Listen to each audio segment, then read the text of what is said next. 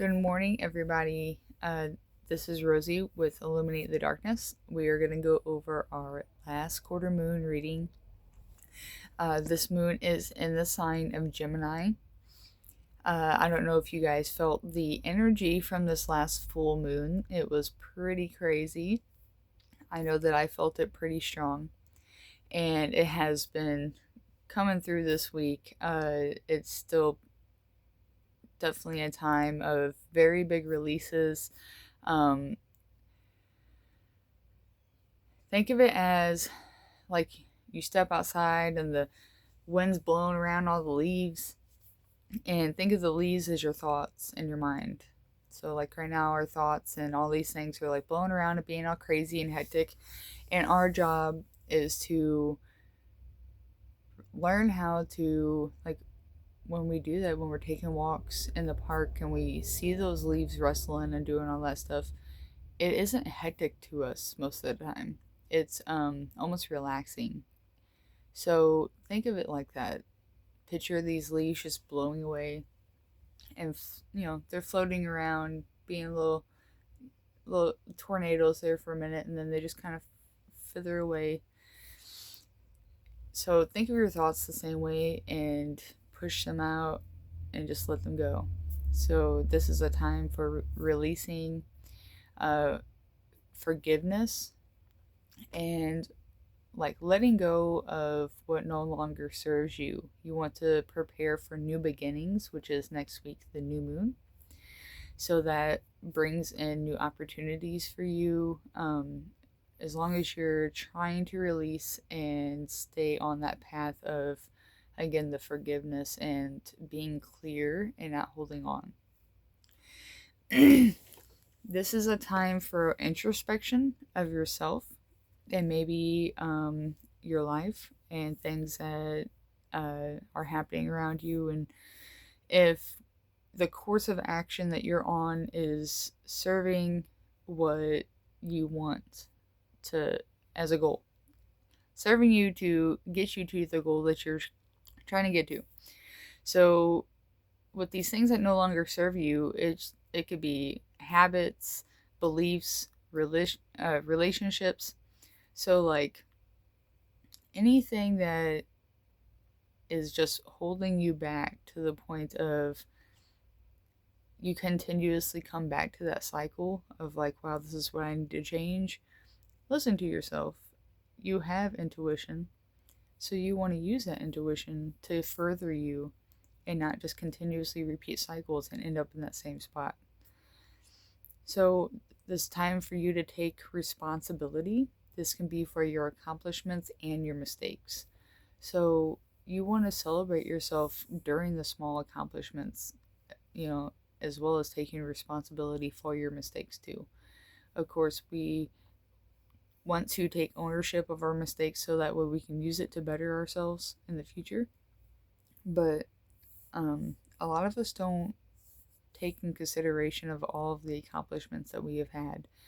And we try to blow it off like, oh yeah, it's whatever. Don't make a big deal out of it. But then when mistakes happen, we ourselves make a big deal of it and we kind of beat ourselves up over it. So take time to do the opposite for yourself, send yourself love, and acknowledge how much that you have accomplished and what all you have done. And then lastly, find clarity and balance. So during this troubled time, the sign of Gemini can be very flighty, and they can, okay, so like they're known to be like dual personalities. They're represented by the twin sign. The twin sign can stand for soul and personality, mortal and immortal, light and dark. It has different meanings to it, but it is just about duality in nature of existence. So that can also go for their personality and like how they go about things. It can also mean the shift to self-awareness. So like our conscious, like our unconscious self, before we fully gain that, like, oh, this is who I am, this is my purpose and what I want. but they can have like the ability to adapt and go into a room and like mingle with other people and get along with other people. Um, and it can be good for survival type of techniques. But at the same time, because of that adaptability and that quickness to like jump out of their comfort zone, can also make them very flighty and detach easily. So whenever we're not connecting with ourselves, excuse me, in the correct ways and releasing these things properly, we can experience the negative effects of that. So, like the nervousness, the anxiety, and the flightiness. So, these are times that we want to use creativity to release that kind of stuff. We can put anxiety to work. You know what I'm saying? So, like, usually I feel like anxiety is like our body, our mind telling us that there's something that we need to do.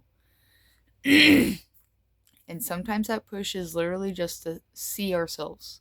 Like, it's literally just anxiety pushing us to be like, hey, look at me for a second. Like, this is what I want to do. Like, can we please just do this? So, look at your own inner child and make sure they're not yelling at you, and that's why you're feeling all the anxieties because you're just blocking yourself off. Because it could be simple. You can literally just journal our paint, our color, our sing, write music, dance. Find something to release that. With the Gemini moon, it is known to bring the energy of wittiness, being logical, and drawn to mental stimulation and social interaction. So, Geminis love to conversate and have new experiences. They can kind of be bad listeners, they just want to talk. But they can be full of really good conversations sometimes. They can be emotionally reckless and restless.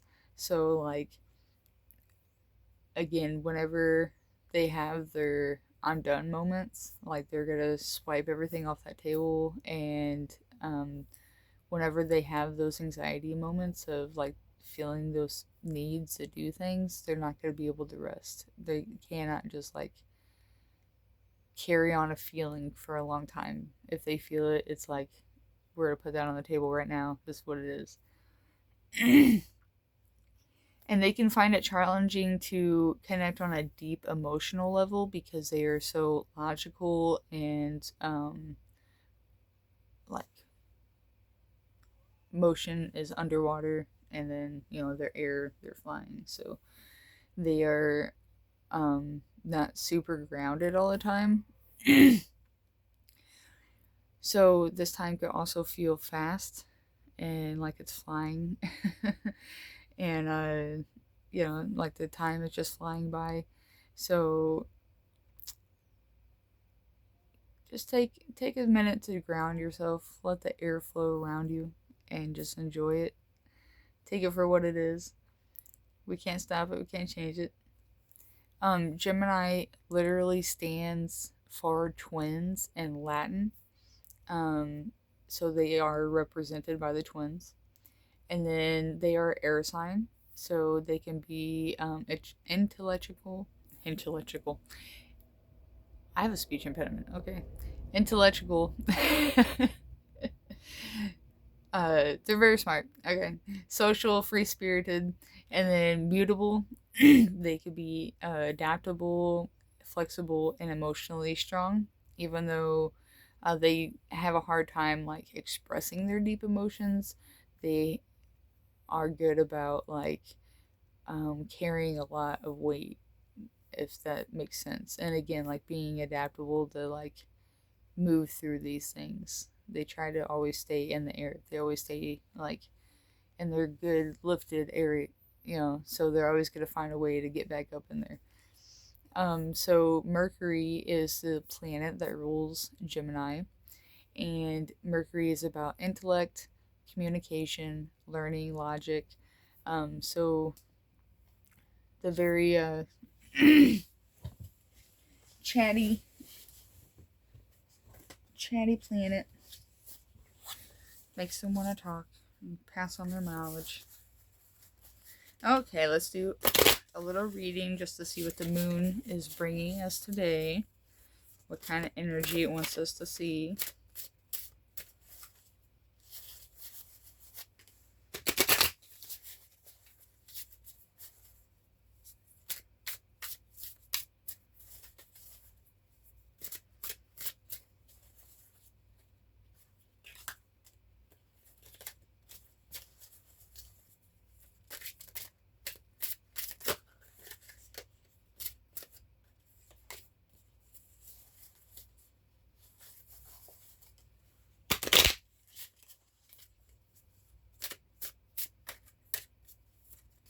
There we go.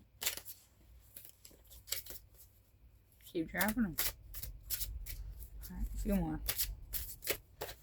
Keep messing them up. My fingers don't want to work this morning.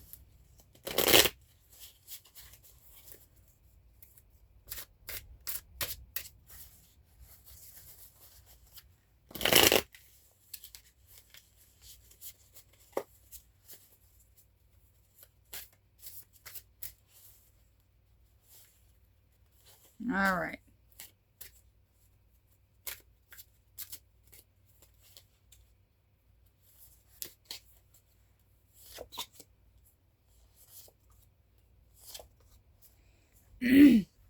We got the Wheel of Fortune,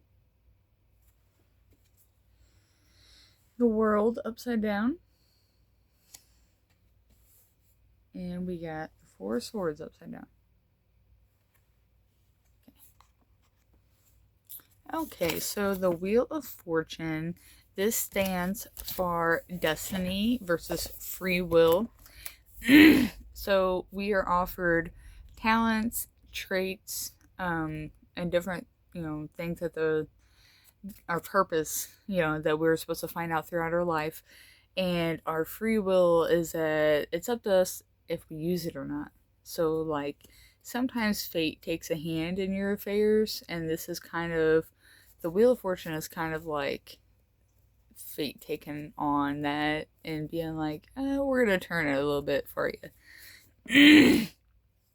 So, this can be, so think of it again as somebody turning the wheel of a ship real quick, so it's going to flip it over pretty much, So, your life might get a little hectic and thrown off, and you might lose some stuff and have some clearing. But this is fate taking place and placing you where you need to be. So instead of taking this as a bad thing, think of it as an opportunity to get to where you were meant to be. So do not resist this time. This is a beginning of a new cycle for you, and think of it as the cosmic joker throwing favors in your direction. So it's a joker because to you it's not funny, but to him he's laughing. But you're supposed to just be like, you know what, haha, whatever. Give me my blessings. Let's go. And then supposedly you're supposed to get good outcomes and new beginnings and new opportunities and new clearing for those things.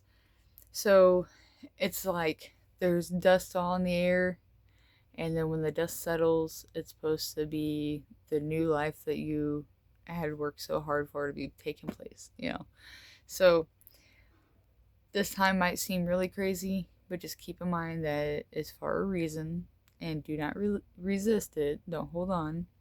And then this also goes to the next one, which is the World in reverse. So this is about the World upright is about completion. So the World in reverse is still implies completion, but it is delayed from something. So it is saying that it's still a positive card. It's like about natural change, but that something needs to be done. So sometimes that can just be releasing and letting go and not resisting. And this time can also be frustrating, and you want to speed it up and get through it and get over it and fix things right now, yada yada, and be like struggling to like just accept it for what it is and just like release and let go in this moment until you have everything together and caught up. But that's what it's waiting for. It's waiting for you to release. It's literally waiting for you to just calm down. So you might also not want an end to come. It might be the opposite. So it might be like you see that there's an ending, and uh, you don't want it to happen, you know. So we all go through that as well. So we have to accept that it can't be avoided, and that the only option that we have is to let go. Resistance to change leads to blockage. So living in the past leaves the blockage. And this can block future opportunities and the clearing that we're supposed to have for these things to come into us. So, fear of hurt and change can cause a lot of blockage in this. So, you want to open your heart and know that there's positive things coming to you. A lot of that can be in relationships, opportunities in general, in career maybe, or just whatever you're looking for. It just is open. It's the world card. So um, take that change for what it is. And then we have the Four of Swords in reverse. So this is about enforced rest. Um, Maybe you have gotten warning signs before that you needed to take a break, withdraw, um, accept something for what it is.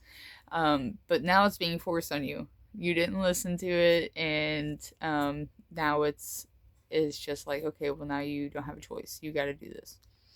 So this can be um, nervous exhaustion that has been going on for a prolonged period of time, that is just causing you physical or mental illness, or like just issues in general. Maybe you haven't been able to focus right. Maybe you've just been working yourself so hard that you like aren't able to relax and release like the universe is looking for you to do. So you might be lonely during this time. People you were once close to may seem like they have changed. You're not as close with them anymore. Maybe they even got taken out of your life in a way, um, because of the changes that have been happening. And without this stuff, your life is seeming more dull and limited. And it's a reminder that this is not forever, and that there are other opportunities for you.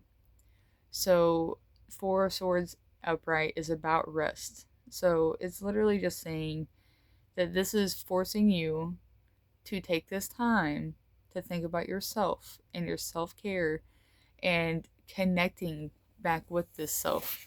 So that way you can um, make room for these new things coming to you. Okay, we'll do one of these cards.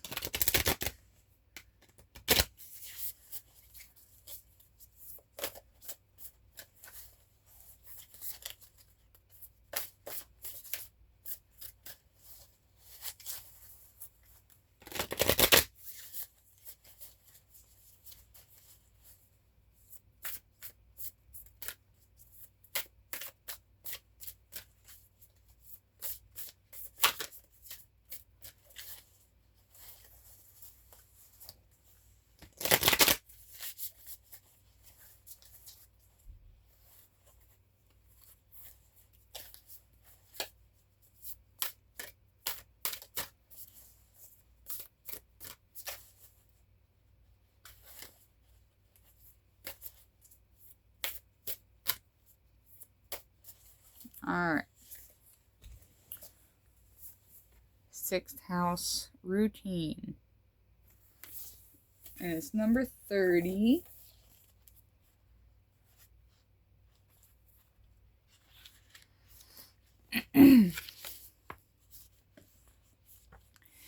must change your usual way of looking at things. The sixth house is ruled by the mutable sign of Virgo and the planet Mercury, which is also the ruling planet of Gemini. In the horoscope, it is the area of routine and everyday life. It is not so much a dazzling place as it has to do with the ordinary. It also rules the body differently from the first house, and specifically your health, especially the digestive tract. This house reminds us what we should do to maintain good health, and in this, diet figures in. Anything that comes under alternative health are various approaches to strengthening the body and supporting a healthy lifestyle all falls under the category of the sixth house. The sixth house is all about duty, responsibility, and gainful employment. It shows how hard you work, how organized you are, how much you worry, and what you do on a daily 9 to 5 basis. This is what is also looked upon as a house of the job, how you earn a living as an everyday citizen. When this card turns up, a job change is possible. And the sixth house card, when it presents itself in a reading, an important thing to consider in your state of health, medical appointments in buildings such as hospitals and health centers may figure into your reading. For your future plans to progress smoothly, you must be strong in body. An area to look at closely is your diet. An alternative health approach may work best for you, and you may find yourself interested in Reiki, acupuncture, chiropractors, health supplements, herbs, and visits to health food stores. Becoming involved in these matters professionally may also develop. As the sixth house has everything to do with your routine and what you do regularly, you may experience changes and disruptions in your schedule. It would also be to your benefit to become as organized as you can, since at this time any type of disorganization can defeat your plans. It is time to pay attention to the small particulars rather than the larger picture. The larger picture cannot develop without the minute details. You may find yourself worrying over little matters, which is exhausting. Visits to libraries and schools may somehow assist you in your plans. It's important to be analytical to your endeavors, or they may come unraveled and not turn out the ideal way that you want. Perfection is not necessary to success. Completing what you start is more important. However, the sixth house card does suggest that you insist on quality and usefulness. You may find yourself critical at this time, or others will be more critical of you. You may want to clear up or correct matters which may have become unhinged or are at least off track. Efficiency and doing the right thing at the right time will serve you in the coming days. This is probably not an easy time because it is not meant to be. For something to really serve you in the best way possible with the outcome that you are wanting, you will have to go step by step and have patience. It is not likely to happen fast, but whatever you manage to accomplish will stick and serve you well in the future. All right. So it is also relevant to the Seven of Pentacles. What is the Seven?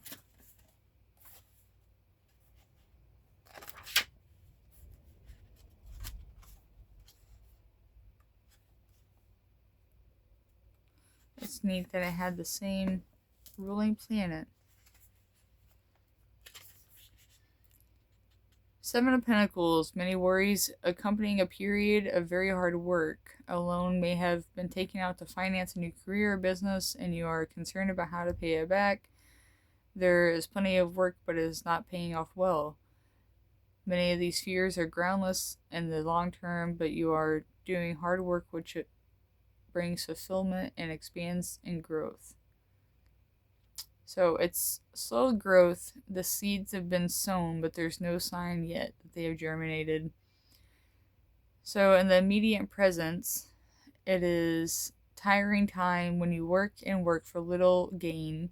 It seems pointless, and it seems like you have thrown your money or talents away. Yet these disappointments are usually illusionary, and your worries or fears are groundless. Again, it's an air sign, so groundless. It's in the air. So you could be not getting paid for your work, not getting, the money back that you're supposed to. Such effort may seem exhausting or depressing, but it is fundamentally satisfying and productive on non material levels. So, again, just remember that this is above you. Okay, this is above us.